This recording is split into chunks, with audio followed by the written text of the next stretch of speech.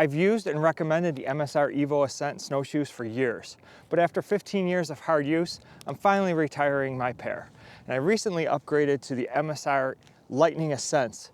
These are superior to the Evos in many ways, but there is just one thing that has me concerned.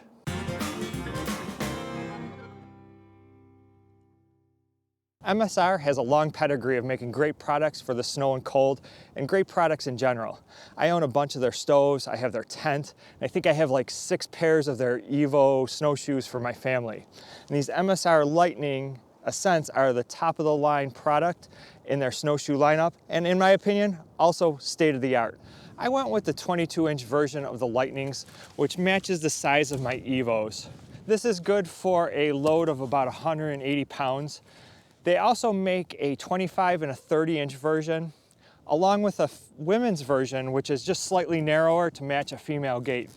And if you need more flotation, they do have the modular tails that adds 5 inches of extra float. I have those for my Evo Ascents, and I've only used them like once or twice, so I'm probably not going to get them for the Lightning, just because it doesn't match the type of hiking that I do.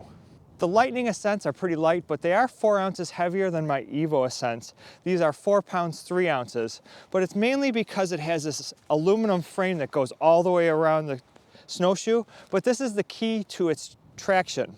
They call it a 360-degree traction, and no matter how you're planting your foot, you're always getting crampon-like traction from the rail of the snowshoe.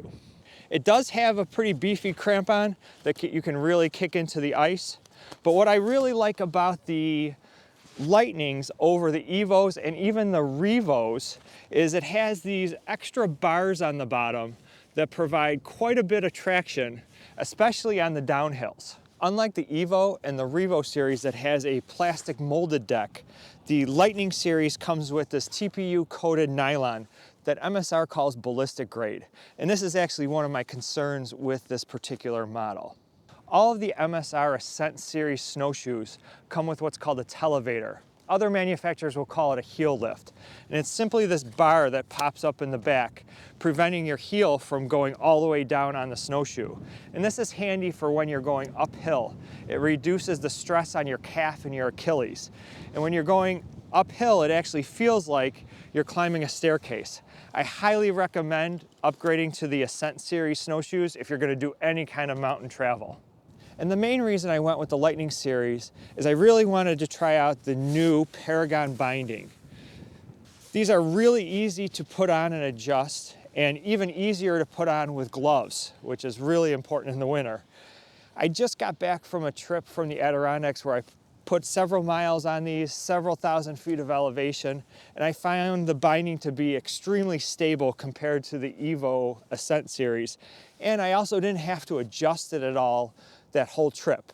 I also found that the traction on this is definitely better than the Evo Ascents, especially on the downhills.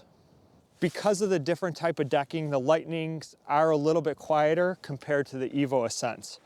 But one of the main features that stood out to me was the ease of use of the Televator heel. This bar just pops up and down real easy. You can do it real easy with your trekking poles. The Evo Ascents, you can do it with your trekking poles. It takes some practice.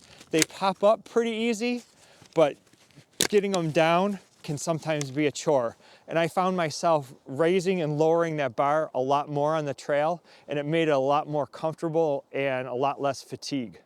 And another thing I like is because the Lightnings are so compact, they strap to your backpack real easy and don't add a lot of bulk. There's so much to like about these snowshoes, but there is a couple things that I don't like about it. Number one is the price. These are $350 compared to $210 on the Evo Ascents and $280 on the Revo Ascents. One of my other concerns is the material of this decking. MSR says it's ballistic grade, but I have a feeling it's going to fray along these edges over time with some use. I did see a guy that actually put some Gorilla Tape around that to prevent it from fraying. Also, you know, if a sharp stick were to poke on this decking, is it going to poke through? With the Evo Ascents, there is no chance of that with the molded plastic. But my biggest concern with these snowshoes is with the bindings. These new Paragon bindings are comfortable, they're stable, they're easy to use, and they are field replaceable. But in order to do that, you have to replace this whole upper part. And right now, it's not available on MSR's website. And I did like the Evo design because it's an N+1 design. You can go without a strap or swap straps around, where you really can't do that with this new snowshoe and this new binding. So I'm hoping I'm going to be able to source some of the repairable parts. If not, I don't know what I would do in the backcountry if I actually broke part of my snowshoe. And finally, it's a small thing, but I find that these new Paragon bindings don't work well with gaiters. Every time I slip my toe into the binding, the part of the gaiter that connects to your shoe pops up on me and goes outside of the binding, unless I actually take my finger and pull up the binding and slide it in. What I might do is put a piece of shock cord on the top of the binding here so I can just secure my gaiter right to the binding. So why did I go with the Lightning Ascents over the Evo Ascents and even the Revo Ascents? So the Evo Ascents use the old style binding, and I heard such great things about these Paragon bindings that I wanted to try them out and use the new technology. And interestingly enough, the Evo Trails come with a new style binding called the Paraglide. So it'll be interesting to see if they transfer that over to the Evo Ascent lines. I did look at the Revo Ascents briefly. They seem like the best of both worlds. They have the molded deck, the 360-degree traction, and the Paragon bindings. However, when I tried them out in the store, they just felt really heavy. They're another 4 ounces heavier than the Lightnings, and compared to the Evos, they just felt really heavy. So I went with the Lightning Ascents. So what do you think? Should I have gone with the Evos with the old school bindings? Should I have gone with the Revos that have the molded plastic deck and the Paragon bindings? Or did I make the right choice with the Lightning Ascents? Let me know in the comments. And I hope you liked this video. If you did, be sure to click that like button. And if you want to see other gear reviews, how-tos, and outdoor adventures, I'd really love it if you'd subscribe to my channel. That's it for now. I'll see you guys outside.